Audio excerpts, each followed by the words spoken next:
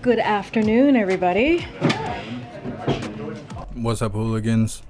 Let's rack those likes up. 1:45. The in-town pool has to gather at that time, and then I'll go for another 15 minutes until 2, and then we're going to hear the president speak at 2 o'clock. So hopefully that's a good amount of time, and then we'll be back tomorrow and the next day. Okay, so we have seen a lot of momentum in the last 24 hours in our fight to restore Roe.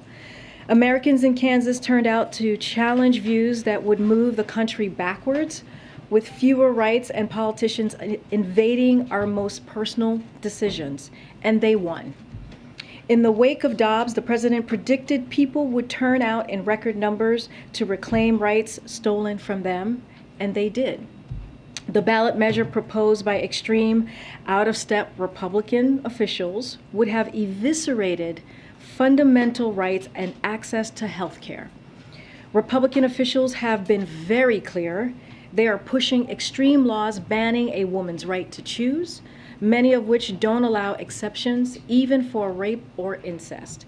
And they are calling on a national ban on abortion. As I mentioned yesterday, the DOJ also brought a suit against Idaho, where a near total abortion ban is threatening women's lives. Federal law makes clear doctors must provide emergency care, including abortion services, to women facing health and life-threatening conditions. But under Idaho's law, women with medical conditions like ectopic pregnancies or hemorrhages can be denied the emergency care they need. And today, President Biden will sign an executive order at the first meeting of the Interagency Task Force that builds on the actions we've already taken to protect access to safe abortions, contraception, and the ability to travel.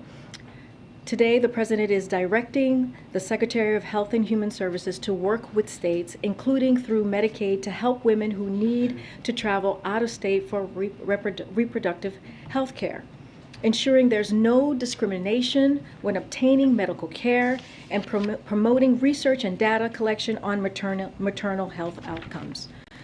There have been big steps forward in the fight to protect our rights, but it's not the end of the fight. What's at stake here is a choice between a national abortion ban, as Republicans have already called for, and more radical attacks on fundamental rights versus standing up for the rights Americans have been entitled to for almost 50 years. We're now seeing 50 days into what remains the fastest decline in gas prices in over a decade. Gas prices are now down 86 cents a gallon from their June peak, saving American families with 2 cars on average over $90 a month on gas. And drivers can now find gas for less than $3.99 a gallon at more than half of all gas stations across the country. Prices are coming down even as Putin's war continues to put pressure on global energy supplies. President Biden promised he would address Putin's price hike at the pump, and he is. He is releasing 1 million barrels of oil a day from the Strategic Petroleum Reserve. He is rallying international partners to release an unprecedented amount of oil.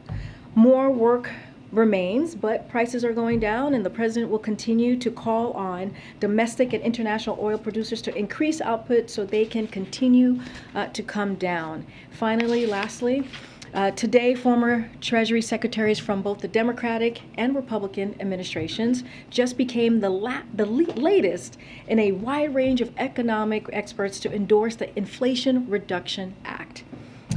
These high-level officials from both parties reaffirmed that this package will cut many of families' biggest costs and act against inflation. They also became the latest in a long list of experts, as I've shared with you recently, who have debunked congressional Republicans' lies meant to protect tax welfare for wealthy special interests at any cost, even prolong inflation. Larry Summers, Tim Geithner, Jack Lew, Hank Paulson, and Bob Rubin joined over 120 leading economists, including Nobel Prize winners, CBO directors, who who have analyzed the Inflation Reduction Act and agree it will lower cost, reduce inflation, address a range of critical and long-standing economic challenges. There are also 3 new polls out today from Morning Consult Politico, Yahoo News, YouGov, and Navigator Research that underscore the American public's overwhelming support for the major components of the bill, including lowering costs of prescription drugs, requiring large corporations and the wealthiest Americans to pay their fair share, and lowering health insurance premiums. Americans are weighing in with resounding support for the Inflation Reduction Act, and that's in contrast to Republican members of Congress who want to block this legislation to protect tax welfare for the wealthy and corporations. Not only that, but while congressional Democrats want to lower your prescription drug and health care costs, Republicans want to put Medicare and Social Security on the chopping block every year, like Ron Johnson repeated yesterday. The choice is clear, and we urge Congress to move forward with this package as soon as possible. Josh, the floor is yours. Wonderful. Thanks, Karine. 2 questions on 2 subjects. First, OPEC today. OPEC Plus is boosting oil production by a much slower pace in September than in previous months, at about 100,000 barrels a day. After President Biden's visit to Saudi Arabia, was this the potentially substantial increase that the administration was looking for? So I'll say this, the president has been very clear, Josh, that oil supply must meet oil demand. And the fact of the matter is, and I just laid this out in the top, which is 7 weeks ago, the price of barrel of oil was about $120, and now it's at around $95. Gas prices went from more than $5 to under $4 for a majority of the country. We've seen the fastest decline, as I just laid out, in gas prices in over a decade, and that's 50 days straight of decline. So what we're focused on is keeping those prices down. We wanted to see some increases in the production before we announced the trip, and we actually saw that in that first week of June when OPEC Plus announced that it was going to increase their production by 50% in July and August, so we saw that happen. But what we're focused on is the bottom line for us is that reducing the price of oil in the market is the most important thing, and that's what we're seeing, and that's what we're going to continue to work on. Secondly, a bipartisan group of senators, including Kaine, Sinema, Collins, and Murkowski, introduced a bill this week that would bar states from enacting pre-viability abortion bans. But they would allow some restrictions on abortions for pregnancies after viability. Does President Biden consider that a satisfactory standard? So we'll say this. I know that was introduced. The president has been very clear on this, is that the only way to secure a woman's right to choose is for Congress to take action, is to restore protections of Roe as federal law. That is how we're going to do this in a blanket way so that women's rights for reproductive health is really protected. He stands ready to work with Congress to pass a bill that does exactly that. And it's not just him. It's majority of the American people believe this. They believe that a woman's right to choose should be their right. So again, we're going to continue to work with Congress. I don't have anything specific to say about that particular legislation, but we have been very clear Congress needs to act in order to codify Roe. Thanks, Karine. A couple questions about Taiwan. First off, has the president spoken to Speaker Pelosi since she left Taiwan? So as you know, she's traveling, I believe, to Japan and South Korea. I can't remember which one is first. So she's on her travels. I don't have a call to read out to you at this time, but they have a relationship. They talk pretty regularly. Don't have anything, again, specifically to read out at this time. The G7 just expressed concerns about China's threatening behavior in the Taiwan Strait. Those are their words. Does this letter come with any consequences if China continues that behavior? So let me just reiterate what we have been saying from the podium for many days now. You also heard this directly from our National Security Advisor, Jake Sullivan, who was on many of your networks yesterday, saying that the Speaker has the right to make a decision on where she chooses to travel. We provide the assistance and the kind of the geopolitical briefing and kind of what we believe the national security reasons are for, or lay that out for her as she makes a decision. She is, we do not decide where she goes. She makes that decision. As you know, the president was a senator for 36 years. He understands that particular fact. So that's number one. It does not change at all our long-standing policy, U.S. policy, that we have had. We have made that very clear. The trip does not change that. There is a precedent for a speaker, we've talked about this in here, to travel to Taiwan, and so none of that changes. And so, there's no reason for Beijing to turn this visit, which is consistent with our policy, into some sort of crisis, or to use it as a pretext to increase aggressive military activity in or around the Taiwan Strait, as you just asked, Nancy. But again, it doesn't change anything. The president spoke to President Xi just last week. That was their fifth conversation. They continued to have an open dialogue. That's what we have been wanting with China. Again, there is no reason to see any change. It continues to be consistent. But the G7, of which the U.S. is a member, is warning China not to continue this behavior. What is the consequence for China if it does continue this behavior? So again, we said many days ago, we said that we knew this was going to happen. We knew China was going to behave in this way. Again, it doesn't change our policy. We are going to monitor and we will manage what Beijing chooses to do. On the EO that the president is going to sign. So we're now some 6 weeks out from the Supreme Court ruling on abortion, and this EO seems to be directing Health and Human Services Department to consider a number of actions. So where is the urgency right now for women who need help, and when will the help actually kick in? What is the timeline? So when the president normally does an executive order, it's always to consider. That's always the wording and the language that's in an EO. So that is nothing new. You'll see that in any executive order that he signs. So it is in line with that. Look, I mean, just to it's really important what this is going to do. It's going to help, in particular, low-income women, right? If you think about it, it paves the way for Medicaid to pay for abortions for women having to travel out of state.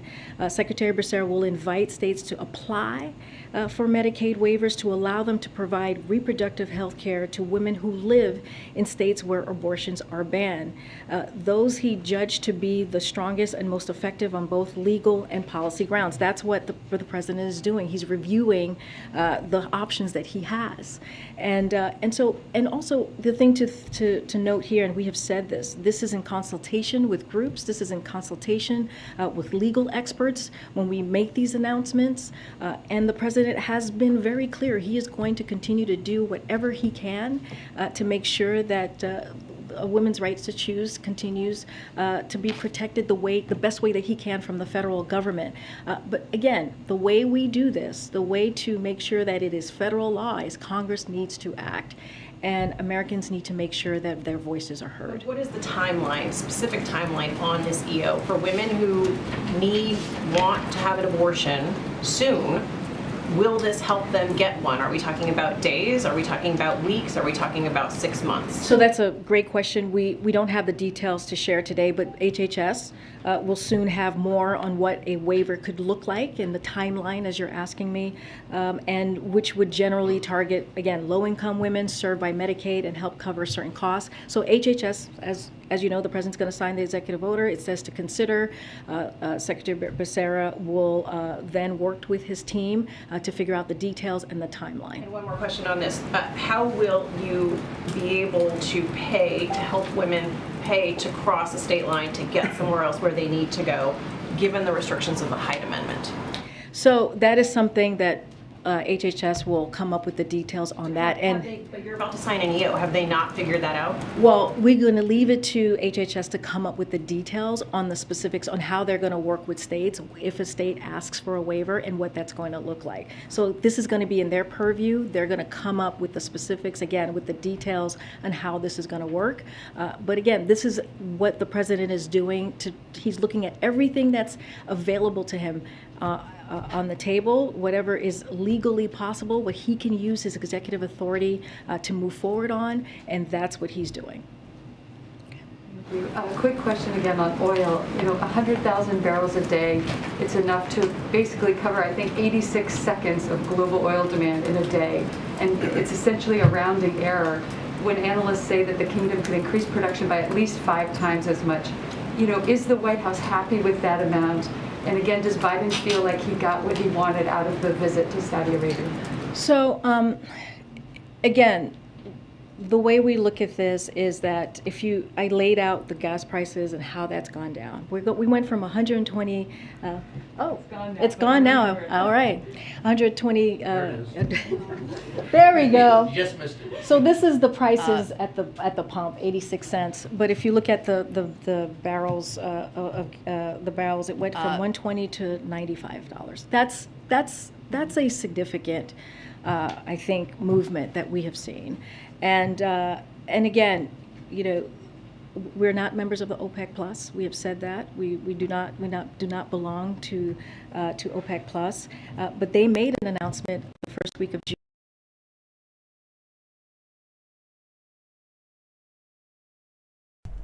They muted the audio again. I think they did that yesterday. Why do they keep doing this? They suck. They run the country anything like they run alive. I tell you what. All right, give me a second.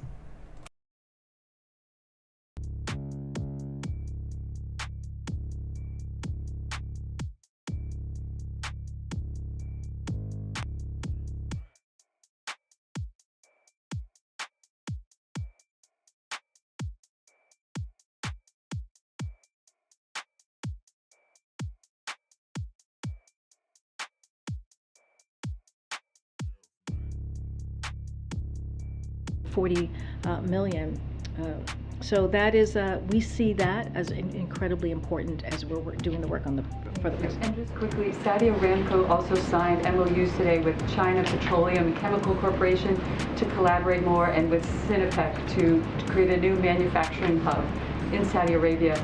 Is there concern in the administration that Saudi Arabia is sort of loosening its energy ties with the U.S. and getting closer to China? So that particular report, I would have to go back to the team and get back to you. I've not seen that reporting. Just had a follow-up on the executive order. Since the president is directing the Secretary of HHS to consider actions on helping patients who need to travel out of state to get certain healthcare services, what are some examples of potential actions, and were there specific examples that the White House presented to HHS to consider? The fact sheet didn't list any examples. No, that's a good question. I can give you a little bit of the waiver details. I don't have examples. Hopefully this helps. And you tell me, MJ, and we're always happy to talk to you afterwards. So as you know, Medicaid provides comprehensive health care to women with low incomes. This care includes family planning services such as contraception, non-emergency medical transportation, and support services like targeted case management, which allows health care providers to help patients coordinate their care. And it also includes abortion care in certain circumstances as accepted by the Hyde Amendment, which is rape, incest, and life of the mother. Today's announcements and the President's directive to Secretary Becerra is to leverage Medicaid to support patient care for those living in states with abortion bans. This process will be driven again by HHS, so they will have more to share on what the Medicaid opportunity is, including through Medicaid waivers are available to states interested in supporting patient care for those who live out of state.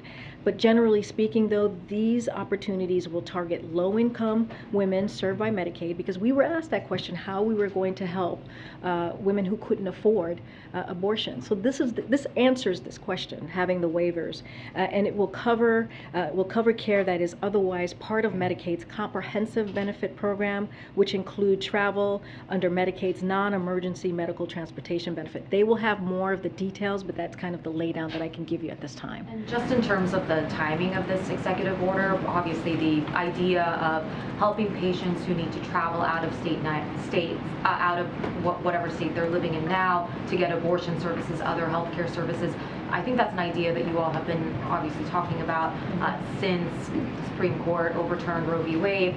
I guess why is this executive order coming out now and directing HHS to consider more actions? Presumably, they would have been thinking about this already, right? Well, as you know, the last executive order that we signed, the president signed, was to create a task force. And that task force, one of the reasons it was created is so that it could be streamline our efforts here and our efforts across the agencies to come up with ideas of how to move forward and how to move the best way to really deal with this crisis that's in front of us.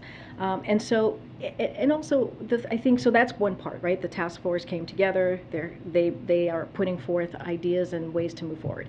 I think the other thing to think about is, the president has executive authority, but he also has to make sure he talks to the legal experts, right? He has to make sure that the ideas that we have or come up with can be done. And so that's also a big part of it too. This is still, this is a government, and so there are ways, there are steps and processes that we have to take in order to take actions as big as these. And so that's something as well to take note. But look, there has been an urgency from this president from day one when the Supreme Court made this extreme decision to take away a constitutional right. It was an unconstitutional action by them, a right that was around for almost 50 years, a right that women had to make a decision on their bodies and how they want to start their families. And so the president has been very clear that he's going to do everything that he can. It doesn't stop with this, but we also understand that, he can't only be the only person working on this, right? That's why we continue to ask Congress to take action. Am I doing the math right that the 30-day report that the president asked Secretary Becerra for, that would be on Sunday? I have not done the math, so I trust you on that. I don't have anything new on the 30-day report. We're not here yet. I would have to get back to you on that. The subject, please. Go ahead. I'll come to the back. Just to follow up on MJ's questions on this new executive order, the president had previously said that he wanted the Justice Department and HHS to explore ways that they could protect interstate travel. How is this different or at all new from what he said? I think laying out how to do that by offering this Medicaid waiver is a big deal. I mean, this is a big deal for women who can't afford to have abortion. This is a big deal for women who are trying to figure out how are they going to pay for their health care. This is a big deal for them. And so we were asked, I remember one of the last times I was in front of you talking about this particular issue, I was asked, okay, well, what are you guys going to do for women who can't afford? This answers that, begins to answer that. So we think this is an important step. It's not the only step. But again, the president has been very clear. I just seen a video on TikTok where there was a woman who was referring to her number of abortions as a kill streak, like in Black Ops, just since we're on the subject. Will there be more details, for example, for women who are looking to utilize these services? How do they access, as you outlined, some of the things, transportation, those health services in other states? How is that going? No, all good questions. HHS will be clearly leading this effort, and we'll have more details to share. And then just one more quick one here. Has the president had any conversations with Senator Sinema as the Senate continues to negotiate over the Inflation Reduction Act, or any conversations that the White House is having with senators as they try to push this over the finish line? We're not going to negotiate from here, as we say many times, or in public, just in general, and I'm not going to speak to any other congressional members' conversations or what's happening in that is related to that. Okay. Yeah, a different subject, a couple of questions. There's text messages reported today from January 6th from top Pentagon and Army officials deemed key witnesses in the Capitol attack that were deleted after their phones were wiped. Is there any concern from this administration about confidence in the DOD or the Army because of that? So my understanding is this is part of an ongoing litigation, so I would refer you to the Department of Defense. It's not something that I can comment on. and they will have further comment or details. But I'll say this more generally. Here's what I will say to your question. We have been very clear that we strongly believe in following public record rules. That is important. And the president also has been very clear that everyone should cooperate with the January 6th committee so they can get to the bottom of what happened that day. But I'm not going to speak to any specific details. I would refer you to Department of Defense. If he has confidence in the DOD, and does he also have does his confidence remain in the Secret Service detail after they've wiped? So I've answered your last question, and I'll answer the former question. The last question is yes, he has confidence in the men and women who protect him and his family, so he does have confidence in them. And the Department of Defense, yes, of course he has confidence in the Department of Defense. And finally, the last question. Andrew Yang, former Democrat, has announced a third party. Any reaction from this White House about the viability of a third party with Andrew Yang at the head of it? As you know, and I say this often, I cannot speak to politics from here. I have given up that life for the moment. I'm gonna go back and I'll come back up. Go ahead. So on the OPEC announcement, given what the president has invested, does he feel like the increase was an insult? Look, and I said this earlier, and I'll say this again. The fact of the matter is that oil and gas prices are coming down. They are coming down, and they have been coming down since the president announced his trip. The moment he announced his trip, we saw gas prices and oil prices coming down, and so that is also important to note. But what we're focused on is that our goal is to bring prices down for Americans, and that's what we're seeing. So we have seen some results. You saw the chart that was behind me, and we're going to continue to do the work on the domestic and international oil producers to increase the supply of oil. It doesn't stop with the announcement today. It didn't stop with the announcement in early June. We continue to do that work. Again, we're not members of OPEC Plus, but we welcome their announcement. The Strategic Petroleum Reserve is at the lowest level in 37 years. The release of 1 million barrels a day ends in September. So what's the plan then after that? Well, from my understanding, and I can get you more specifics, is that we are replenishing the Strategic Petroleum Reserve. I don't have more to share on that, but I'm happy to get more information. Can I ask a question? I'm going around. Go ahead, Stephen, and I'll come down. Thanks. Sorry, and I'll just maybe. I know people are leaving. All right, very quickly. Where are the deliberations on a national emergency with respect to abortion rights? We don't have anything to share with you today on that. Again, the president's looking at all his options. You're going to hear from him. That's where everybody's going at this moment. To hear from him at 2 o'clock on this particular executive order. It sounds like everyone's just getting up and leaving the press briefing because she don't have any answers anyways. The results in Kansas, as expressed by the people of that state, make the president feel that the members of his party should push stronger in Congress to repeal the Hyde Amendment. Oh, I mean, the Hyde Amendment is law, and we're gonna follow that law. So not going to get into more than that. But I will say this about what we saw in Kansas. The president was very clear that in order to protect our rights or codify Roe, we need to make sure that our voices are heard. And that's what you saw. You saw the power of the American people last night, and that is incredibly important.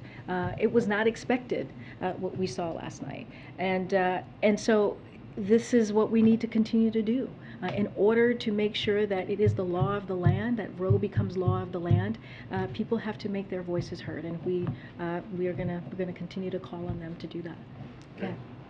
Thanks, Karine. 2 quick questions. On the abortion EO, can you give any more clarification on whether or not the president directed HHS to have the waivers pay for travel or have the waivers pay for the abortion procedure itself? So, it's the Medicaid waiver. From what I understand, it is for them to pay for abortion procedure. And I don't have the specifics on the travel. We can easily go back, but from what I understand, Medicaid pays for your health care services, so I presume is for the health care. Yeah. Okay. But I can get more detail on that. I want to make sure I get that right. Okay, and then on Taiwan, has the Ronald Reagan carrier group left the east coast of Taiwan, or is it still there? I would have to get back to you on that. Can you characterize any communications that you guys have had with the Taiwan military as they get ready for these PLA drills? I don't have more to share on that. Thank you. Yeah, Peter. Thanks, Karine. How come Republicans seem more jazzed about Speaker Pelosi's trip than the president? You're going to have to ask Republicans. Jazz. Well, yeah, I mean... Do they have jazz hands, Peter? Do I have jazz Do they hands? have jazz hands? You said jazz, that they were feeling jazz. We can have our Hill team check. But Mitch McConnell said, I think it's important for the Speaker to go to Taiwan. Lindsey Graham said, the idea of her going is a good thing. Chuck Grassley, I'm sure glad that she went. Is President Biden just worried about hurting Xi's feelings? So you're saying because they said that, then we're not jazzed? Yeah, absolutely. We've been very clear. We've been very clear for, the past week or so, that the Speaker has the right to go to Taiwan. We've said that. Yes, you've been clear that she has a right. But why is it so hard for the President just to say, she's a brave trailblazer, and I think it's great that she went. Like so many others. The President thinks that Speaker Pelosi is a great trailblazer. Look, Does he think that it was good that she went? Here's the thing. What we are saying is that we cannot dictate, and we will not dictate, where members of Congress go. Members of Congress, let me finish. When they go, he doesn't dictate it, they go. Now he can say if he thinks it was good or not. I mean, that's not how it works. That is not how it works here. It really isn't. Members of Congress have the right to travel wherever they choose. Our part of this is to make sure we give them a thorough and complete briefing when it comes to the geopolitics of the region or the state, or when it comes to national security. That is our part in this. Now that Taiwan is effectively encircled by the Chinese military doing these drills, does the president think that the trip was worth the trouble? Look, I already said this, and I'll just repeat it to you. There's no reason for Beijing to turn this visit, which is consistent with long-standing U.S. policy, into some sort of crisis. There is no reason to do that. We have been very clear. There's no change in our One China policy, which is guided by the Taiwan Relations Act of 1979. That has not changed. And so, look, the United States will not seek and does not want a crisis here. But we are prepared to manage what Beijing chooses to do. And last one about that, there's a Chinese official who says the U.S. must pay the price for its own mistake, and we mean what we say. When the Chinese threaten the U.S., does the president take them seriously? Again, the United States will not seek and does not want a crisis. We are prepared to manage what Beijing chooses to do. Nothing has changed when it comes to our policies. This was a precedent. This was precedent for the Speaker to travel to Taiwan. That is nothing new, and it changes absolutely nothing when it comes to our One China policy. I'm going to go to the back. Go ahead. I have a Taiwan question and also an Afghanistan question. Following up Peter's question, with the PLA encircling Taiwan, does the White House have a counter strategy? Do you have plans to counter this? I'm not going to lay out or lay out any of our any of our intelligence or national security information from here. Cyber measures that Beijing has imposed on Taipei. I missed the first part. I said, how about the punitive economic and cyber measures that Beijing has imposed on Taipei? Is the U.S. prepared to help Taiwan there? Again, I'm not going to go further with what I just said. There is no reason for Beijing to use this trip, which is a precedented trip, as a pretext for a crisis. There's no change to our policy, as I've said. It sounds like I mess her up. She just says way too much. Also on many of your networks and some of your publications, nothing has changed here. And then on Afghanistan, given that the leader of the Haqqani network is, a wanted terrorist, does the U.S. plan to put him on a wanted list or target members of the Haqqani network in Afghanistan? Kirby got this question yesterday. I don't have anything more to add on the Haqqani network. Afghanistan, please. Peter, do you have something? Can I ask you, Karine? Families are telling us months later that they're still seeing limited or at least little to no improvement in their access to baby formula, and market research shows that shortages remain right now. So to those families, has the administration done enough to solve this problem? So as you know, this is a priority for us. We understand what families are going through, caregivers, moms and dads, grandparents, and we have done the work, and we'll continue to do the work. She was glitching for a second there. Families have safe baby formula so that they can feed their kids. This continues to be a priority for us. This has not gone away, and we do understand that there's a lot more work to do, but we want families to know and understand this is an administration that cares about them, that cares about their safety of their children, and we're going to continue to do the work. So they recognize that the administration cares. It's a point that you guys have made before. What do you say to those families that when right now the shortage rate, according to data, is between the out-of-stock rate is something between 20 and 30%. So when will it be resolved? Look, we're doing the work every day. It doesn't stop. We're working with the agencies who are involved. That's why we were able to do the DPA. That was an important move that the president signed on to, so we can make sure that we get more production out there, on more baby formula on the shelves. We did the partnership with the Department of Defense to make sure we're able to do these fly-in baby formulas with relationships that we had abroad, and so that has helped. That actually brought up what we were seeing on the shelves. But we understand that there's more work to do, and we'll continue to do that work. We have laid out the steps that we have taken. We have made announcements after announcements. I'm happy to once I can get that to you, and we are happy to share where we are and how we have improved production. But we understand, we get that there's more work to do, and we're going to continue to do that work. All right, go ahead. Thanks, Karine. People in southeastern Kentucky are still digging out from the devastating floods they had last week. I know the president is isolating right now because he has COVID, but once that isolation is over, does he have any plans to go there and see this damage for himself? You know, I don't have any travel to announce of the president at this time. As you just said, he's still isolating. I do have an announcement to make, or something to share about an announcement that was made today.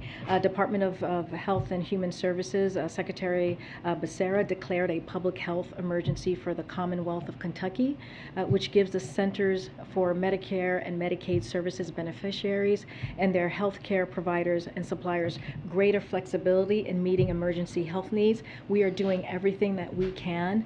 So I'm just going to let you guys know, we're going to go straight from this to Old Man Walter speaking, and then after that we'll do the Pledge of Allegiance.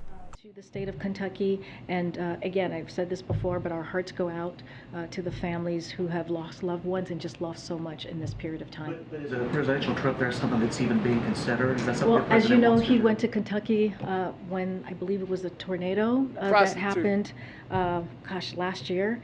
And he visited Kentucky at that time. I remember traveling with him, and it was devastating aftermath of what happened to the state. We just don't have anything to share with you at this time. Okay. I'm going to try to go around here. Go ahead. The President is on his fourth full day of isolation from his rebound case. If he continues to test positive after he completes 5 full days, will he continue to isolate? I would have to check to see exactly what the CDC guidance is, but we are going to follow CDC guidance.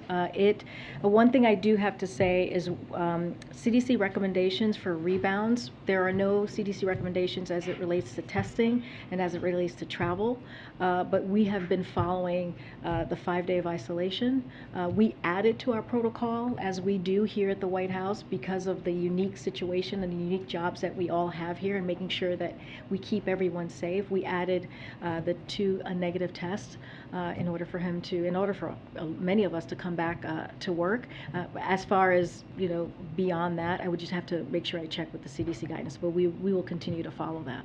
And like you said, the CDC doesn't call for people with COVID to test negative before on a rapid antigen test to end their isolation. considering it seems to have been helpful in President Biden's case, is that something that the White House would like the CDC to urge Americans to do, to factor in antigen testing, or for Americans to model his behavior? So we leave it, honestly, we leave it to the experts. That is for the experts, and they follow the science, which changes on this. This is COVID, as we know, a once in a generation pandemic. So we leave it to them to make that decision. Okay. Go ahead.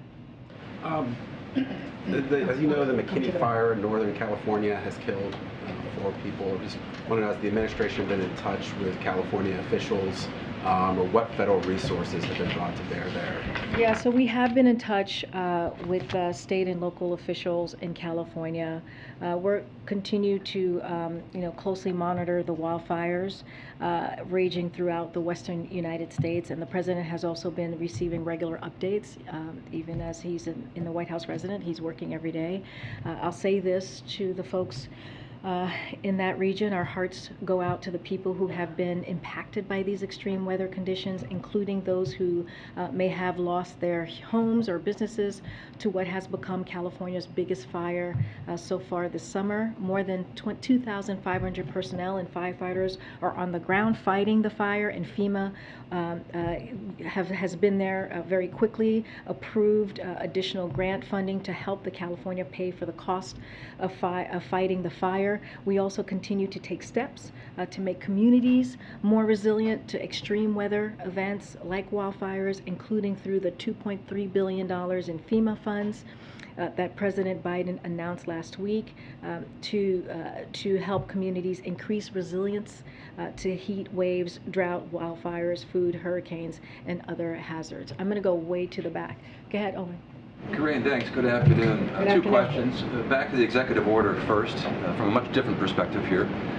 Pro-life Americans don't want their tax dollars paying for abortions. They believe life begins at conception.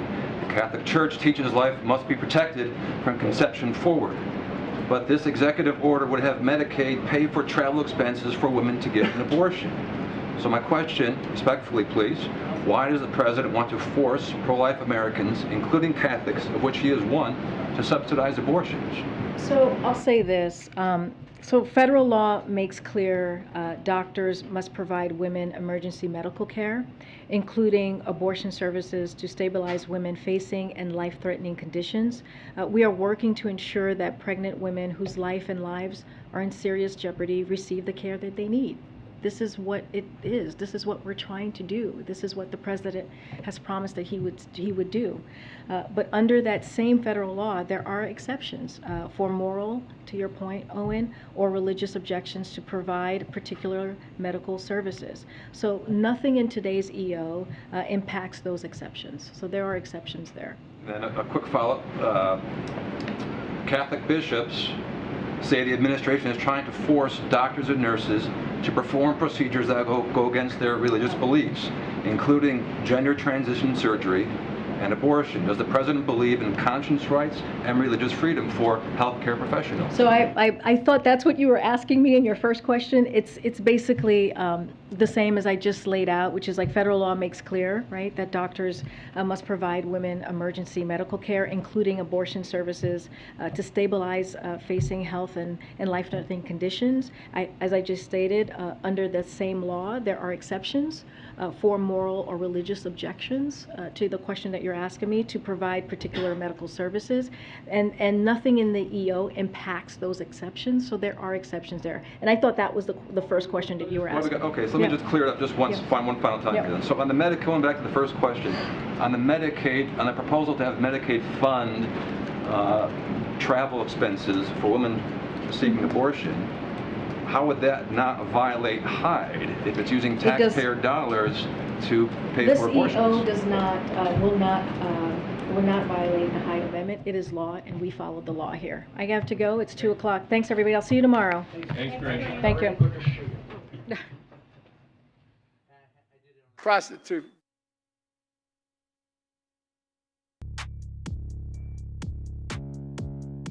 All right, so we're gonna switch over to the next live with old man Walter. Let's see what he's got going on besides the plague. Maybe he's got the booty pox. Does he still have cancer? I feel like people have not been talking about that lately. Does he still got cancer, or does anybody know?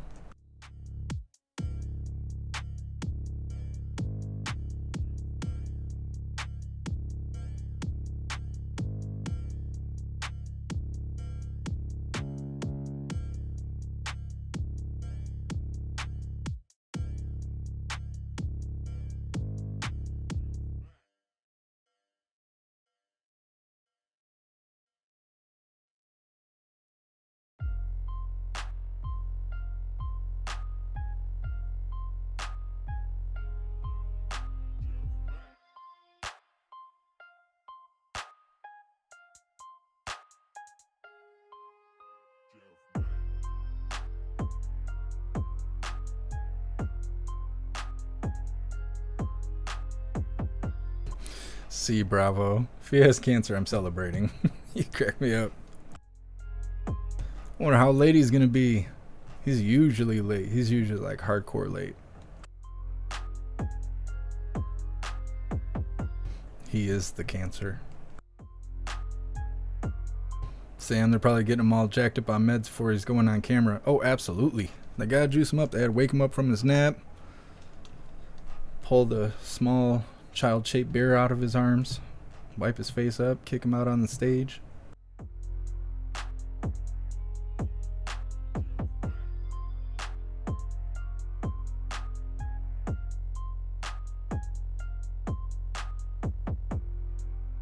I like how all the reporters got up early and walked out. They were like, oh, it's about that time. Old man Walter's going to be doing a gaffe for all of us. Better just leave now. Karine's not going to say anything of any importance. Might as well just walk out now. Ginger Cozy, you think he's going to be very late? He might be. I'm trying to think I think the latest we've ever waited like this for him was like an hour and a half or something. I don't think he'll be that late today, though. Thank you so much, Fire, for continuing the membership program for 17 months. You're officially a hooligan. I appreciate you. Oh, that's right, Eric. They got to get him wiped up. That's true, too. Might take him a little longer than I was thinking. Darkstar, $50 says he's late. Well, he's already 4 minutes late, so that's a rigged bet. Thank you so much, IB4, for continuing the membership program for 2 months. You're officially a hooligan. I appreciate you. Kelly K. Karine, yeah, it would be hilarious. Karine would be so much better as a press secretary than Karine. She'd be awesome at it. She's, talks 90 miles an hour. Just very open and vocal about every little thing. She'd be perfect for that job.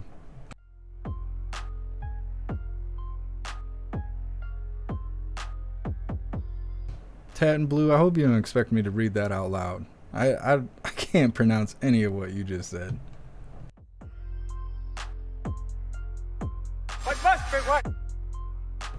Yup. B5, how can I become a hooligan? So down by the subscribe button, there should be a join button, but YouTube does this really funny thing where they hide the join button as a way to censor my channel because they don't like the content I provide. Because I'm real clever about things. So what you can do is you can click the Linktree link that's at the top of the chat there. It's also in the description, and find YT membership, and it is like an embedment of that link. It'll take you right to the membership program where you can check prices out and all that stuff.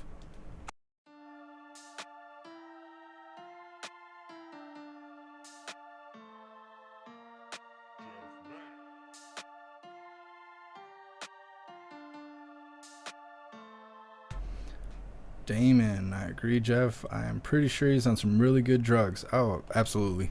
Absolutely. I wonder if we're even going to see the real Walter. It might be his clone. We'll see. We'll see how clear he speaks.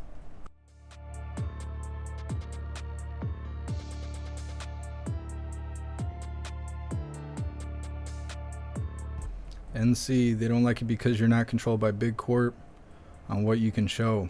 Well, we are kind of controlled to a certain degree. There are certain things I can't show. But what I think they hate is we'll show a live for footage that you can't comment on. Like a White House stream, if you go to the White House YouTube channel, you watch the live, there's no chat. There's no comment section. They cut it all out. And I think they get mad because I'm providing a chat for that arena, and they don't want all of us talking about what we talk about here in the chat.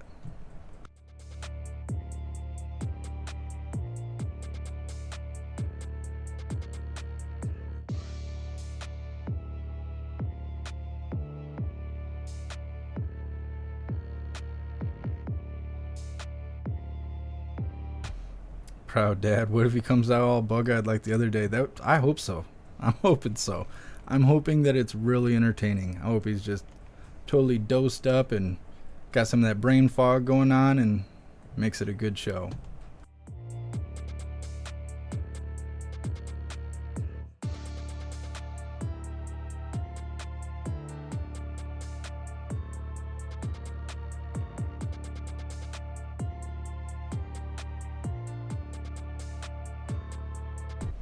Salty Ragu, what if you were born a hooligan? Most of us were. Most of us were. Some just try to adapt, and then there's some who were born in it.